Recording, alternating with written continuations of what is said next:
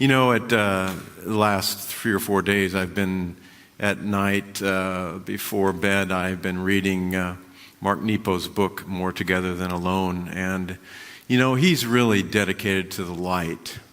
And that's why we've invited him to come to Unity of Vancouver, because he is a stand for that. And, bringing someone of that caliber to our center is an expensive proposition. And so we invite you to support that and come out and be part of that. It's going to be a wonderful evening on Friday and then a full day on Saturday. I'm really looking forward to meeting him and being with him. And his writing is incredible. So just wanted to say that. There's a cute little story that came my way that illustrates a point of my message today. In a mother's womb were 2 babies. One asked the other, "Do you believe in life after delivery?" The other replied, "Why, of course. There has to be something after delivery. Maybe we are here to prepare ourselves for what we will be later." "Nonsense," said the first. "There is no life after delivery. What kind of life would that be?" "Well, I don't know, but there will be more light than here. Maybe we will walk with our legs and eat with our mouths. Maybe we will have other senses that we can't understand now." "Oh, that's absurd. Walking is impossible, and eating with our mouths? Ridiculous. The umbilical cord supplies nutrition and everything we need. Besides, the umbilical cord is so short, life after delivery is to be logically excluded." The second insisted, "Well, I think there is something, and maybe it's different than it is here. Maybe we won't need this physical cord anymore." "Nonsense. And moreover, if there is life, then why has no one ever come back from there? Delivery is the end of life. And in the after delivery, there is nothing but darkness and silence and oblivion. It takes us nowhere." "Well, I don't know," said the second baby, "but certainly we will meet Mother, and she will take care of us." "Mother? You actually believe in Mother? That's laughable.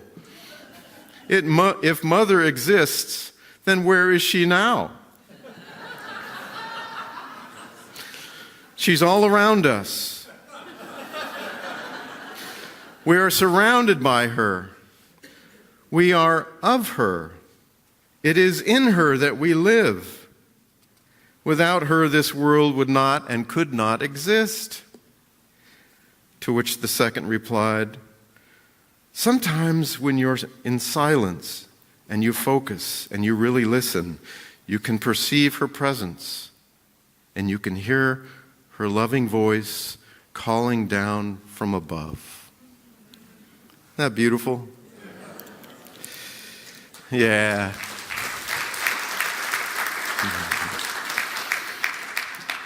So here we are in our post-delivery state. And, we like to keep track of things in our post-delivery state. And a couple of weeks ago, I ordered something on eBay that is a kind of watch, similar to these Fitbits that people have these days. And when I got it out of the box, I had a little bit of a challenge with figuring it out because of the directions were all in Chinese.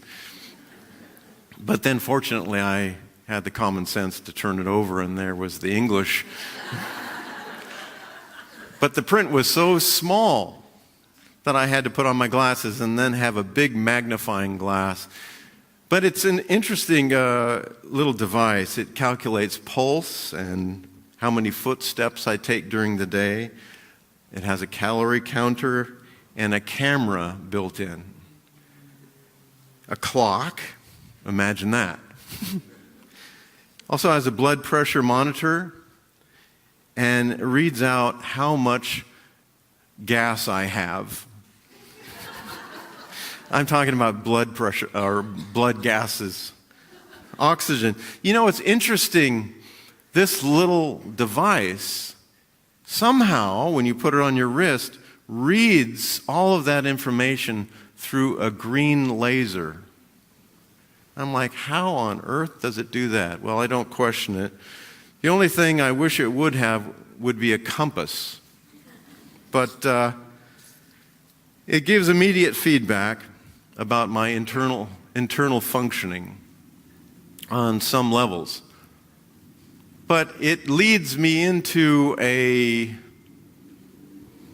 consideration with you today in my message about other internal tools, other internal ways of us dialing into ourselves. These ways of being are natural. They are what I, and you are probably very dialed into too, your dreams. And something that the master psychologist, Dr. Carl Jung, called synchronicity. So we're going to be looking at that a little bit today in terms of monitoring our own internal functioning, dreams, and synchronicity. In the early 1980s, I was involved in a teaching called Nishan's. And there was a woman, she was a master teacher. She was the most amazing being I have ever met thus far in this lifetime. She was a master teacher, Anne Colton. And she said of dreams, they are a major way that our soul communicates with us.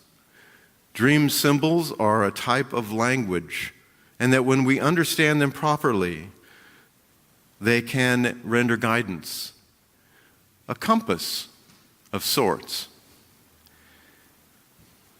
And so, dreams are a vast area of inquiry and perhaps left to a setting that would be more, that we'd have more time, like a workshop. But, you know, this is a center of awakening. It's not like some churches, which are a center of praise or worship. There's nothing wrong with any of that. In fact, that when we awaken, we dial into and connect with and align with a sense of praise, a sense of worship for the divine that is with us. Even as, like the little child, the little infant within the first story, realized that maybe it's all here and now. So, being a center of awakening, why are we dedicated to that? Why are we dedicated to awakening versus a center of praise, a center of worship? Well, in a way, we're aligned with the co-founders, Myrtle and Charles Fillmore. Their whole lives were dedicated to awakening, to our own internal Christ consciousness. And that dreams are a way for that consciousness to unveil itself. Because in the unity faith tradition, there is a concept, a knowing really, a felt knowing, that we are basically 3 tiers of consciousness. We are the conscious mind, which we are experiencing right now.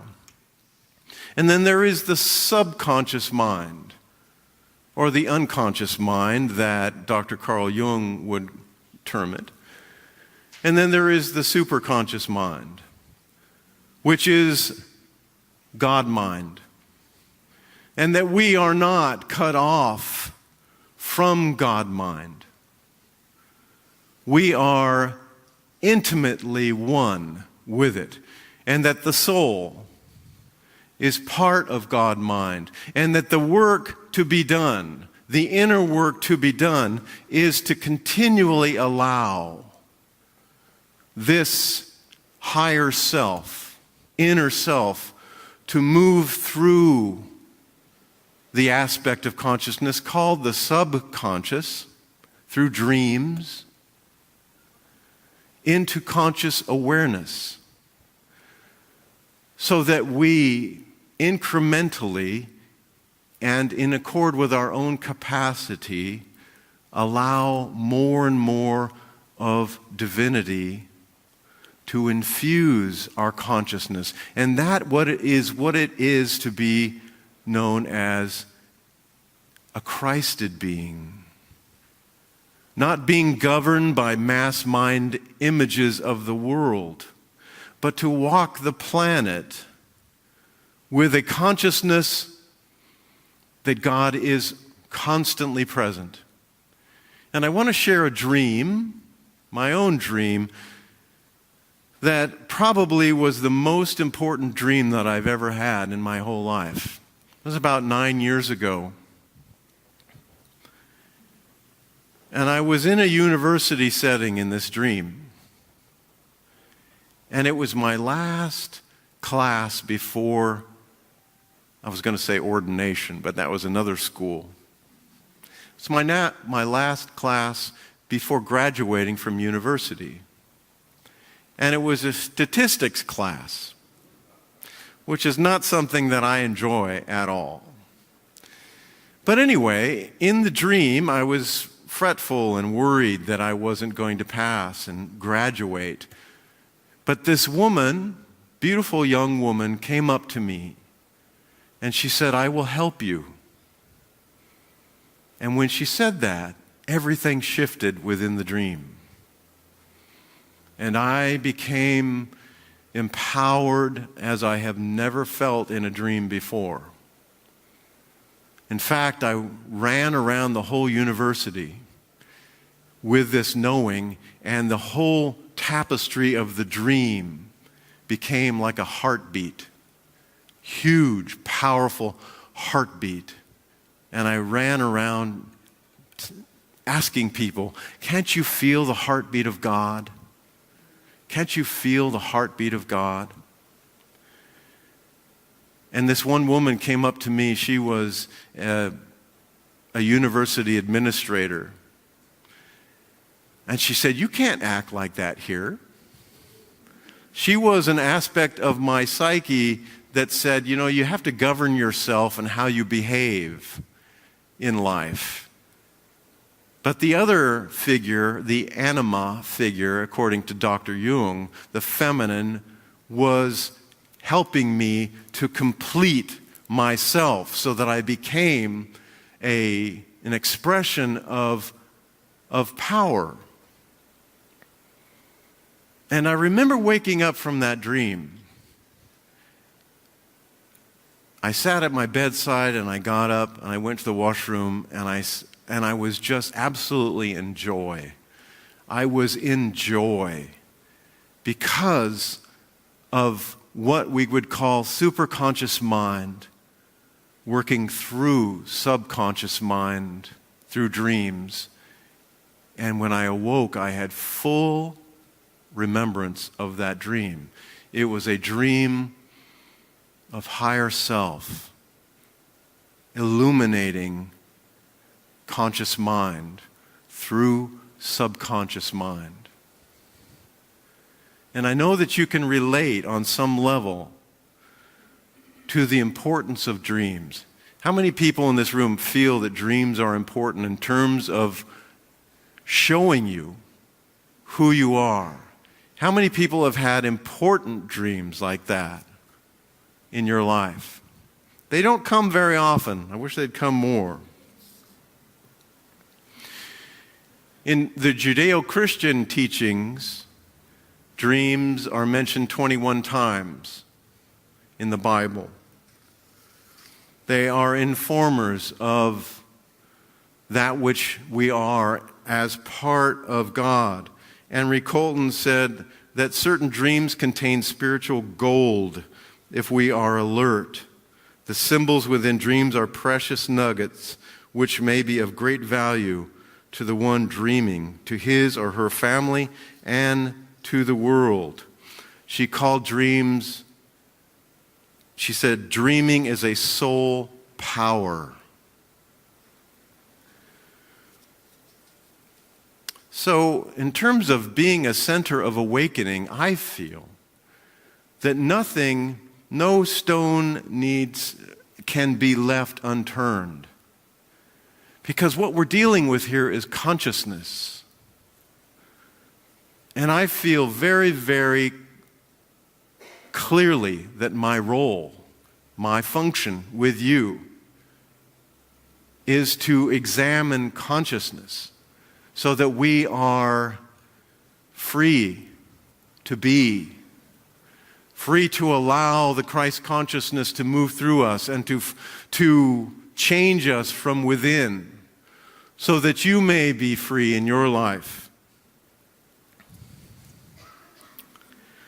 And I want to just share with you a brief reading from Henry Colton's book, Watch Your Dreams.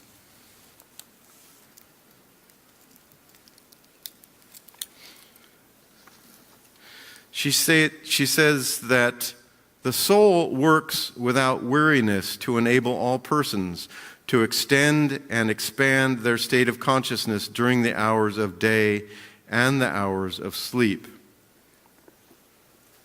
So, right now in this room, your soul, your actual self, is active within your consciousness to help you identify yourself as part of God versus part of the story of brain, mind, personality that has made up this false construct that we have believed that we are, such as a sinner. This is erroneous. This is false.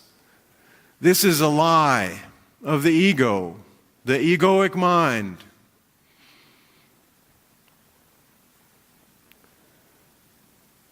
And if I was crazy enough, I'd go up on the roof and shout it from the rooftops. Maybe I will next week.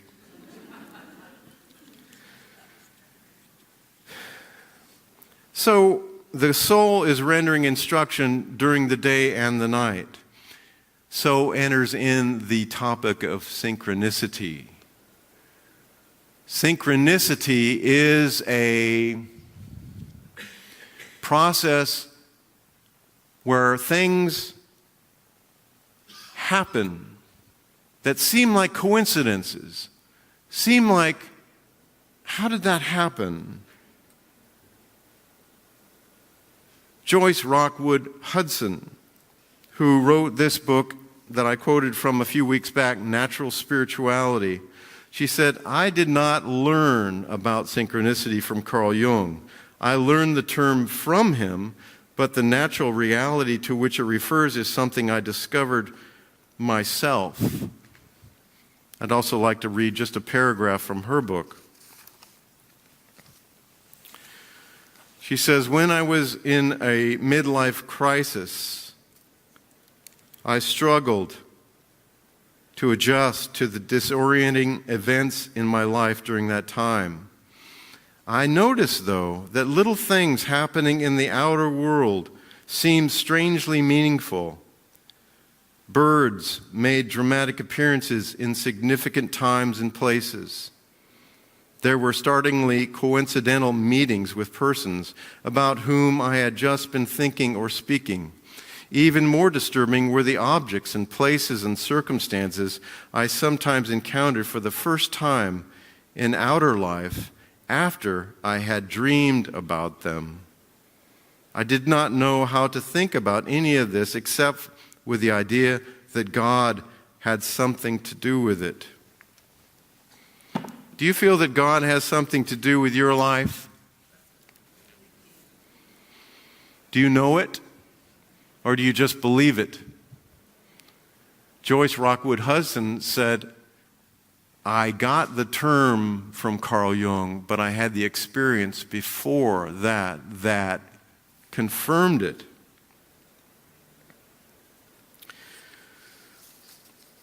So my intention with you and my intention with myself is not just to accumulate facts about spiritual life. It's about for us to have direct experiences of spiritual life through dreams and through synchronicity. God is connecting the dots of our life experience. We're moving towards unity with God, which is greater good. Just like the babies said in our first story. You actually believe in Mother? If Mother exists, then where is she now? She's all around us. We are surrounded by her. When that story came to me earlier this week to support this message with you today, it was synchronistic. It came to me synchronistically from the universe as guidance that said, use this, Bruce. This will perhaps turn the key just a little bit for somebody in the audience that makes this more real. I was looking up on some sites about synchronicity. And there's this one institute called the Echo Institute. And they're focused on synchronicity as a very dynamic process of the soul spirit informing us of its presence in daily waking life, just as the soul reveals itself to us during sleep. What they shared with me that I want to share with you now is that it said many scientists now believe that we live in a matrix-like multi-dimensional universe where we are all connected to one another. Do you see the numbers 1111 or 1234 on the clock more than you should? Statistically speaking. Does anybody else have this kind of experience in your life? I was at a basketball game about 12 years ago, the Sacramento Kings and some other team in Sacramento, California.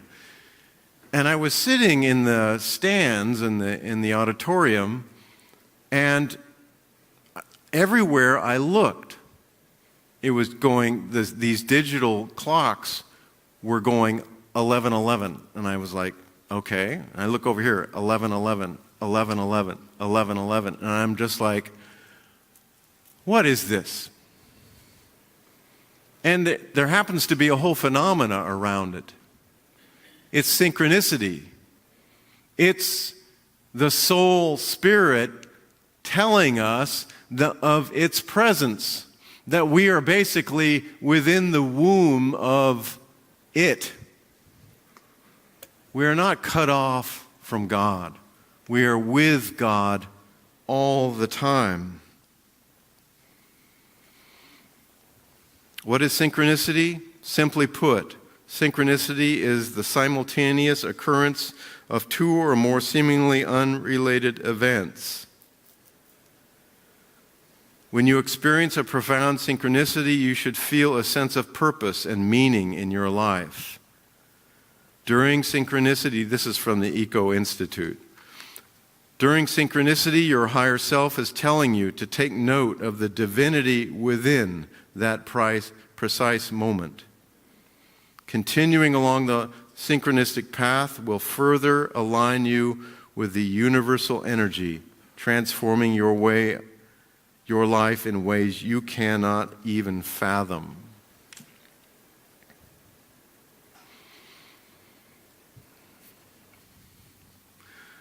So right now, as we're having this conversation, there is a universal energy in this very room that is blessing you and loving you beyond our conceptions. Why? Because we live and move and have our being within it. That is one of the joys of awakening. When I'm sharing this with you every week, it's not about being in a struggle. It's not about being overly studious, even though it seems sometimes like that. It's about making that breakthrough and allowing in consciousness our real, actual experience of God. Yesterday I was taking a walk around my neighborhood, and it was such a beautiful day, just like today. And I was just practicing the presence of God in gratitude. Thank you, God. And I was just feeling this energy moving through me. It was there was nowhere else I needed to be. I had let go of all the tethers and thought forms of the mind. It was just about being, walking and enjoying being alive.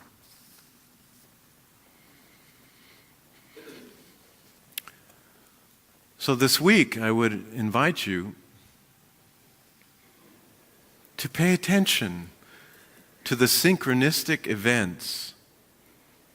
You may be thinking of somebody, and then 5 minutes later you get a phone call from them. Something may happen that triggers what they call déjà vu. Or you may have an amazing dream.